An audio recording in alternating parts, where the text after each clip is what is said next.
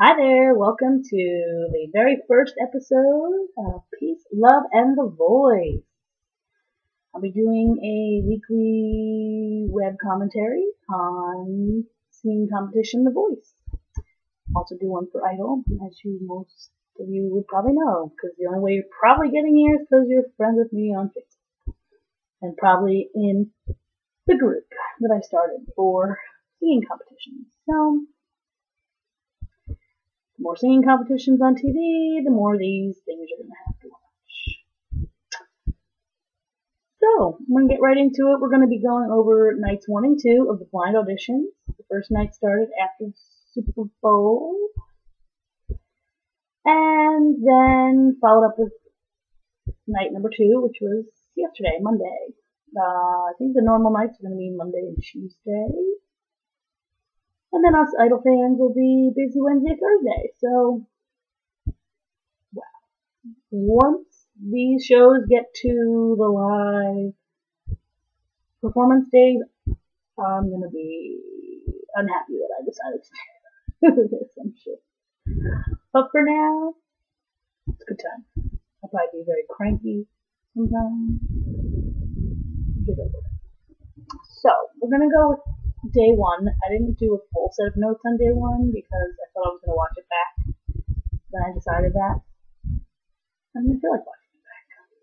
So I'm going to try to remember the order they went on the show because right now I just have 2 written out. So I remember what the night 1 people's names were. But the cool thing about The Voice is that commentary's going to go a lot quicker because it's only they threw in a couple people who didn't make it, but no one's ever mad. There's no BS stage for TV crap auditions, so that's a good thing. So, night number 1 opens with our good old judges, and Carson Daly, our host, just catching up on The Voice and what it is and the banter between the judges and all that good stuff. Talk about the blind auditions. It is a bit unclear how they go about getting to the blind auditions. They hold open casting calls, so I don't know if they just they don't tell you there that you're in or not, and then they come to you and give you a voice invitation or send it to you in the mail or whatever, but they hold open auditions. So I don't know if it's a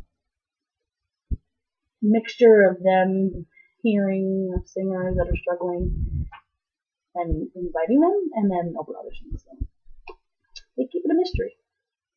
But the first singer up was Raylan, and she's like 17, blonde, cute, like Betty Boop with blonde hair, which she reminded me of. And she's a country singer, and she sings technically a Miranda Lambert song, I guess, because by her band, I forget what their name is, and it's called Hell on Heels, which someone actually also sang in the Idol auditions, which is never usually a good thing, because Blake is a stickler. He won't always turn around for people who sing his life songs. But she went for it, and she did a good job. She has a quirky voice, definitely unique sounding. She's edgy enough where it'll be something new for country. Country doesn't have too many edgy people. I enjoyed it. Thought it kept my interest. I think, see, this is where I don't know if everyone turned around for her. I forget. But she did a good job. The room was electric over her 2 times. She ended up choosing Blake, which I think is very, very smart because he's got the country connects. I think they will be very happy together. I believe next up was Jesse Campbell, and they had shown him on the sneak peeks on the NBC website and a little bit on the commercials on TV. 42 years old. And he sang one of my favorite songs on her, Song for You by Donny Hathaway, and he can sing. That's all I know about that. was so effortlessly good. Like, that's just how it comes out. He doesn't try. He just opens his mouth and it flies out. Everyone did turn around for him, which was great. I think Blake took a long time to turn around. But everyone did in the end. And I was actually surprised by him picking Christina. I thought he was going to go with CeeLo.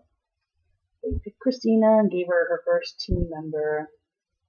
I don't believe Christina had any men on her team last year. If she did, they didn't make an impression with me because I don't remember them. So we'll see how she does. It all really boils down to who else gets put on your team, because the way you get to the next round is in a battle. So that's what you need to look forward to or look out for, is who else is going to be put on your team.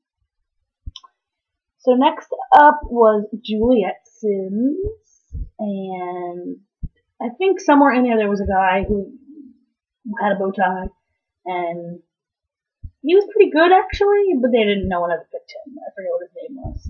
His glasses. I'm only do that. Like I said, I didn't do full notes for the first night, so I'm just recapping who made it on a team.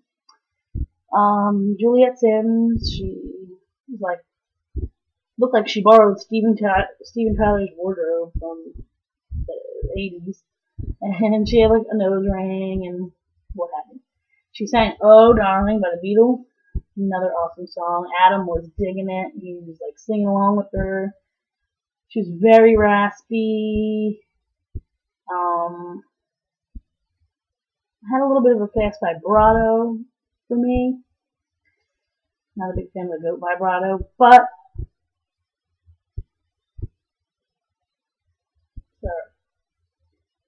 she had enough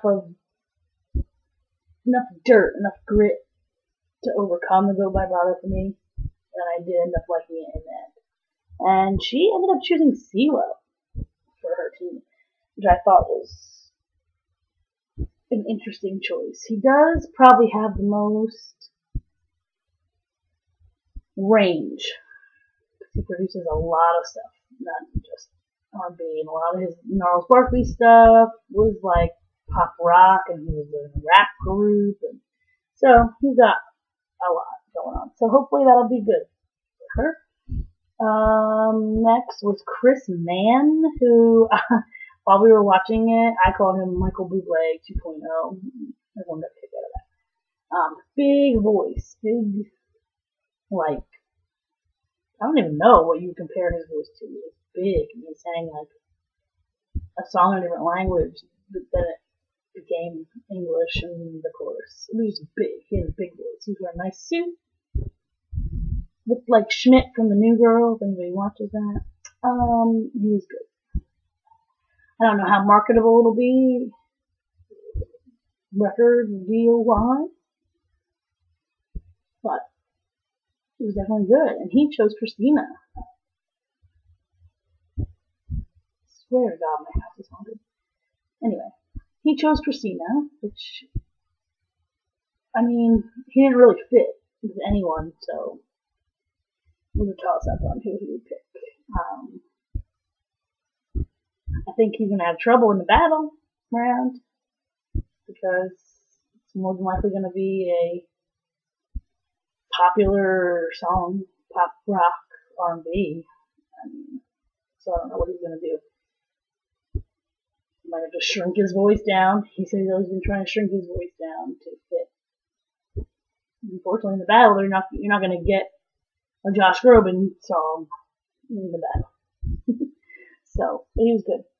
And then last was Tony Luca, and he used to be on the Mickey Mouse Club with Christina. And the whole time, I was just wondering if she was gonna realize who it was when she turned around. I was like a semi-fan of the Mickey Mouse Club. I didn't have Disney Channel, so I would watch it when I was at people's houses that had Disney Channel.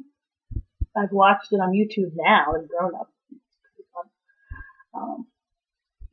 So if they hadn't said anything, I wouldn't have known. But he sang Trouble by Ray LaMontagne, another one of my favorite songs.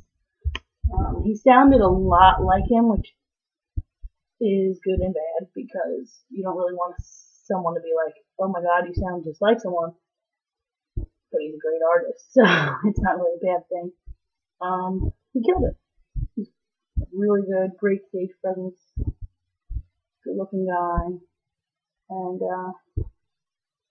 he chose Adam, my boy. Let me tell you, if I were to go on The Voice, I would already know that I want to be on Adam's team. And as long as he turned around, if anyone else turned around with him, I would say, thanks for turning around. You don't need to do your witty banter here today. I want to be on Adam's team. Cut, point, print, send it out to the press. We don't need to go back and forth on this one. I'm on Adam's team. That's just me. If he didn't turn around, I would throw things at him and have a temper tantrum and cry and be stuck with one of the other ones. So that was night one in a nutshell. I was very excited that it was back. I'm like not super excited about it being on at the same time as Idol. Like same season. I liked it in the spring. It came right on right after Idol, I think, or right when Idol was ending. I liked that last year, but I know that with America's Got Talent and the Summer Olympics, they're probably not wanting to go up against both of those. And I probably will do an America's Got Talent vlog, only because one of my top 10 favorite people on earth will be judging. We'll see. Summer might be a little rough, but what else have I got to do? Alright, so night number 2, we'll just fast forward here. The judges did a medley of Prince songs, which I thought was great. Last year they did 2 medleys. They did Crazy by CeeLo, and he was in Gnarls Birthday, like the first night. It was really good. And then later on in the season they did a Queen medley that sounds like they didn't practice. They like practiced separately and then came in and tried to do it. It wasn't very good. But this one was very good. I liked how they made the one song country sounding, and Christina was doing some nice harmony. She wasn't trying to hog the spotlight too much. Adam killed it on his, sounded just like him in that song. I was thoroughly entertained. I love the judges on The Voice. So we're going to jump into the acts. The first act was a duo, which I'm not a fan of in this formatted show. But they don't console me. And they were called The Line, and they were Haley and Leland. They've been singing together for a while, but aren't a couple. For some reason, I felt like I didn't believe them. Like maybe they were a couple, or just a couple. You know what I mean? Anyway, they sang American Girl, which I think was kind of a cop-out song. Pretty much anyone who can hold a tune can sing American Girl. Yeah. Pretty much everyone. I'm going to be nice and not go into it any further, but pretty much everyone can sing American Girl. I thought they were good. You can tell they've been singing together for a while. Their harmonies were spot on. But it wasn't really knock your socks off amazing. They would be really good in country. There aren't too many formats of music in 2012 that like a guy and a girl with their acoustic guitars are really gonna excel. I think they would do really good. I gave them a 4 out of 5 total. Because like I said, they were good. Would I turn them off the radio? Probably not. Would I pay $48.50 to go see them in concert? Probably not. But they picked Christina. Now, from a career standpoint, I think it was a really stupid move. If I sang country music, I'm gonna go with the guy with the country connections, who loves country music. What in the world is Christina gonna do for them? She's gonna want them to sing Patti LaBelle. Good luck. They're gonna get demolished in the battle round against one of Christina's belters, and sayonara, nice to know you. So I just don't think it was smart for them to pick Christina's team. Not that, like, I'm not knocking Christina's team, but I would want a career that sounds more like Adam, like Maroon 5. So I would pick him. If you want a career in country, why aren't you picking the country? Huh? I don't know. It's just me. Next up is my favorite so far is Jamar Rogers, and he's 29 and he's from New York City. I saw him on the commercial for this episode on Sunday and couldn't even contain myself till this episode came around. Sad story though, he was a drug addict, he had HIV, I was like, no dice. And I was like, whoa, look at all the recovering addicts busting out of the woodwork for talent shows. Chris Renee was on the X Factor, and now we have Jamar Rogers. Difference, Jamar Rogers can sing. Chris Renee. So he sang Seven Nation Army by the White Stripes, revamped version with actual singing and not Jack White's droning on, and it was so good. Oh my goodness gracious. Loved it, loved it. Not a fan of your orange pants or your gray tuxedo jacket, or those things together. But you, I love. I like that song too, anyway. I don't know why. It's not usually something I would like. But take that beat, that riff with a good voice behind it was so good. Was that song choice the best for showcasing his voice? Probably not, but I loved it. Loved it, loved it, loved it, loved it. 5, 5, 5, 5. Love him. Yeah. I love him. He picked CeeLo because he said, I'm going to pick CeeLo in the package beforehand.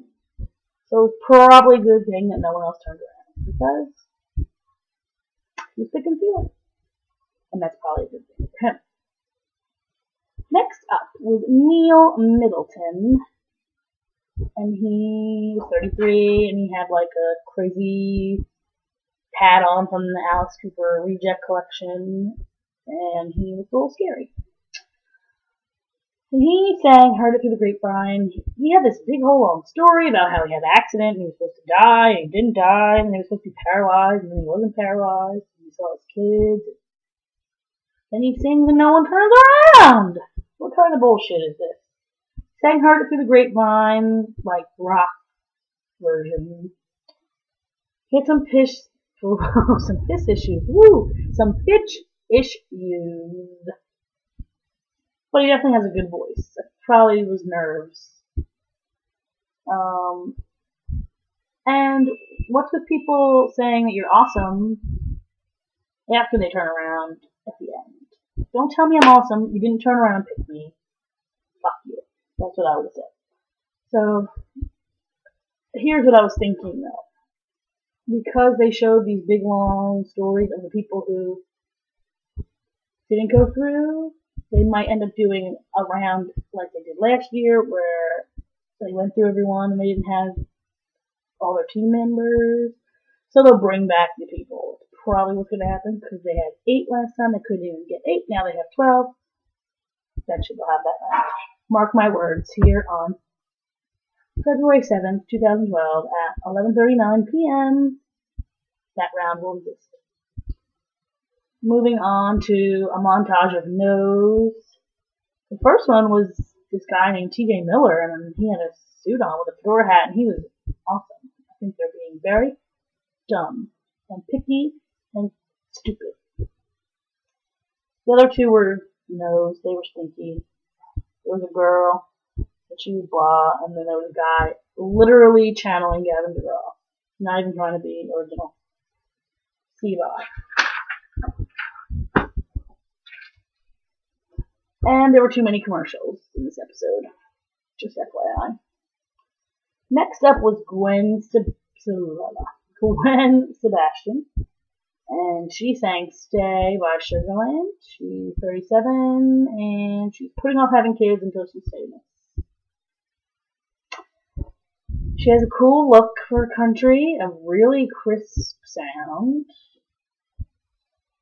It's like good for country, but kind of different than anyone that's out there right now in country, if that makes any sense.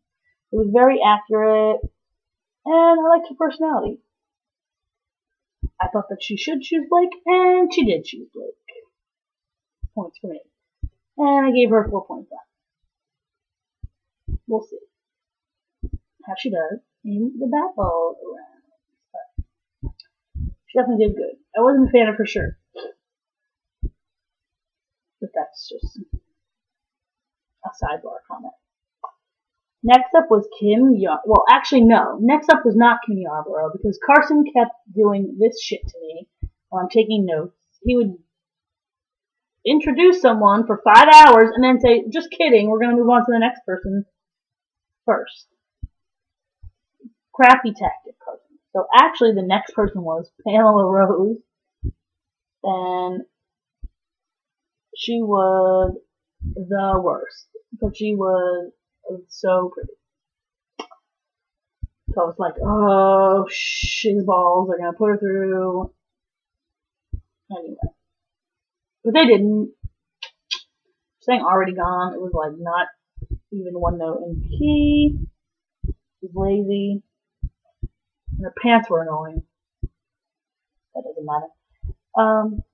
But yeah, when they turned around, they were all like, oh. That's why it's the voice. If it was the Look at Me, she would have been through. She's hot. She would have went on Idol. They put people through for being hot. So now we're on to Kim Yarborough, and she's 50, and she was all about, don't tell me I can't sing because I'm 50. And she sang, Tell Me Something Good. It's the second time I've done that. Someone sang it at Idol. At Idol? On Idol. I did the same thing on that blog. She has an awesome lower register. It's pretty effortless. And I'm sure she's got more to give. Pretty average, what she showed, but she chose Adam, which was just crazy. I think she might not want to be an R&B artist all the way when her backstory starts leaking out. Maybe she's already had a run in the R&B world, kind of like Javier did, and wants to change. So I don't really know what's going to happen. That's the cool mystery that I'm waiting for it to unfold. I gave her 4.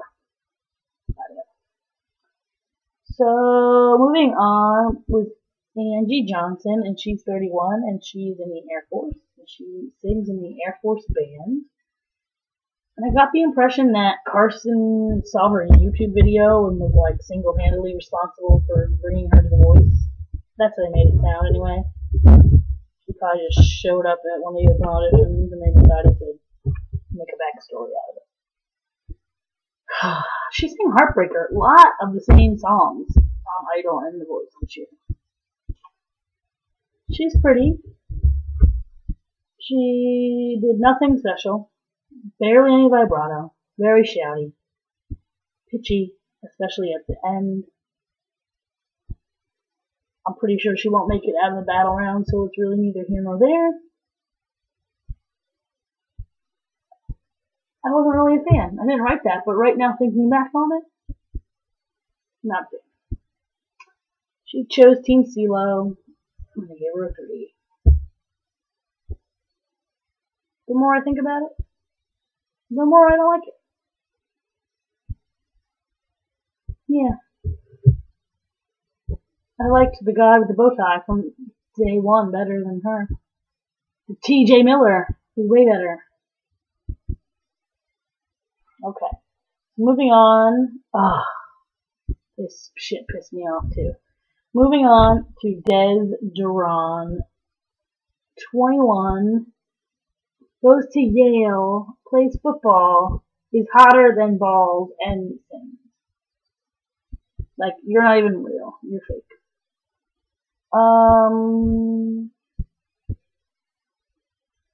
Here is where I think he failed himself. He picked a Backstreet Boys song. Not a good look. It was kind of cheesy, but it was definitely better than Angie Johnson by a mile and a half. And they didn't pick him. And they gave us his whole backstory, so there better be another round, and he better come back, and they better pick him, and that is the end of that. If not, he's got a good football name, and he's a quarterback, and so you better come to the Raiders, bitch. That's all I have to say about that. Yeah, I was not happy. So next was Lindsay Paveo. And she was one of these chicks lately that take rap songs and turn them into acoustic emo rock ballads. I don't think that's really accurate, but so she took Say Ah by Trey Songz and turned it into her own. And I liked it. And she has guts, because she has half of her head shaved and the other half has hair down to here. And that was here. Crazy. I've heard of the underneath head shave, but the whole side of your head shave? Whoa. I really like these type of songs. I just stumbled upon this girl on YouTube who does that, and she is so good. But there is a fine line where it can turn into a train wreck. So she's gonna have trouble in the battle round because she's not gonna be able to stylize. Or it's just gonna sound like a disjointed mess. I wonder if she has any other covers. I want to search her. I'm gonna search her while I'm waiting for this video to upload. And I think I'm digging it. And she chose Christina. I think she should have chose CeeLo.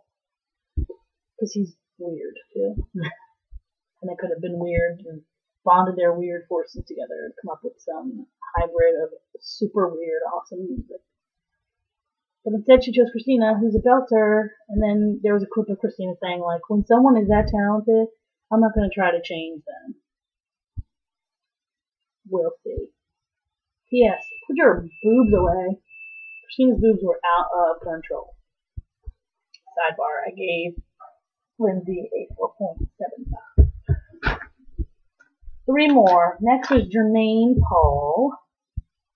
And he was Alicia Keys' backup vocalist for like the last 10,000 years. And I feel like background singers that tour with major artists are some of like the best singers out there. Because they have to be accurate on the harmonies, they're singing every single night, they usually studio record too. No joke. He sang some Avril Lavigne, Complicated. He had a few breath issues, that's probably just from nerves. But overall, he killed it. I really liked him. He's super confident. When he got done, he was asking all kinds of questions. And why didn't you turn around? And why did you turn around? And why do you need me on your team? All this stuff. He just has swag. They were talking about how he had swag. And he chose Blake. And I predicted this because he was asking Blake all kinds of questions about what he could do. I just thought it was cool. Again, I think he might just want to see what can happen outside of the R&B world. I don't know, I mean, what will happen in the battle. I mean, if he gets put up against, I don't even remember who's on Blake, Ray Lynn, we're going to have problems. But I liked him. And I didn't give him a score. Oh, he actually wasn't next up. Carson did that to me again. I'm just reading in order. Before him was Oha Lopez, who was like, had the worst outfit on for a big girl in the planet. Like, listen. It's not like you woke up and were heavy after being skinny for 1,000 years. You've been that size for a while. You should know how to dress. Sometimes we can't wear trendy outfits, us bigger girls. Because, I mean, you can. It comes in our size. but you might not want to if you want to like look appealing in any way, shape, or form. She had on a humongous green dress. I don't even know if it was a dress. It was 2 pieces of emerald green, empire waist, like up to here. Okay, she probably had bigger boobs than me. And it was, oh my god, over bad length. Everything was bad. She had a gorgeous face. Bad outfit. Oh, and you're on TV, so maybe she's not even that heavy. I don't even know, but it didn't stop at the outfit. She had weird pronunciation issues, and the whole thing sounded off key. It sounded off key from beginning to end. It was Teenage Dream lowered, but I feel like she wasn't singing. She was singing in a lower key, but it wasn't the same key the band was playing. To me, maybe my ear was off, but it just sounded off to me the whole time. It was messy. The more they didn't turn around, the worse she got. So I said, deuces, Green Lantern. So she was actually before Jermaine Paul, and then Jermaine Paul, and I didn't give him a score on my paper, but if I had to give him a score, I would give him 4.75. And the night capped off with Angel Taylor, and she went with Adele, Someone Like You, which they probably saw 4 bazillion times. She has a cool tone. I definitely like the tone. But for some reason, her tone makes her sound off-key at times. I don't think she was.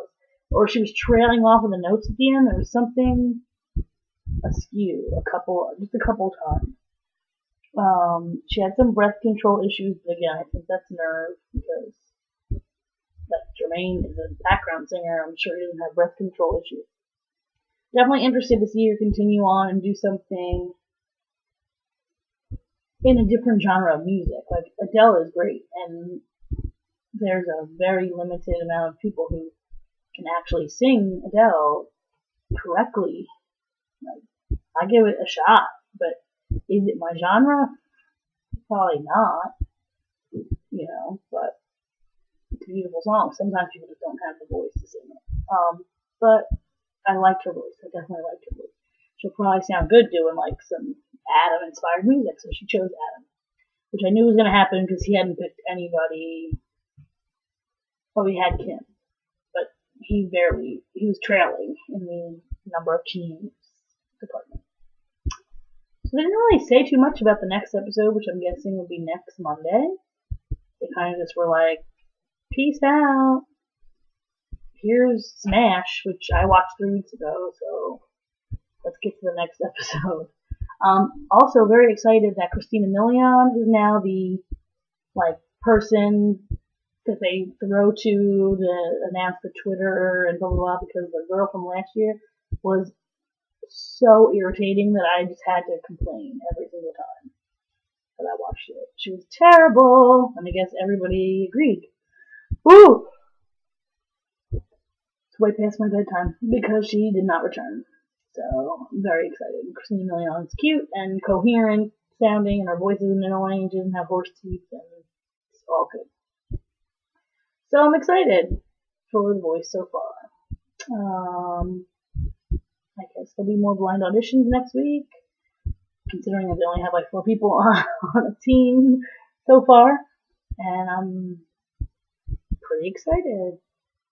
So subscribe to my YouTube channel. I'll upload these videos there, as well as my idol blogs, and I also try to do at least 1 singing video per week, just to get my singing out into the world. That's about it. See you next week for some more voice action. And that's all I have to say. Have a good night. See you. Bye.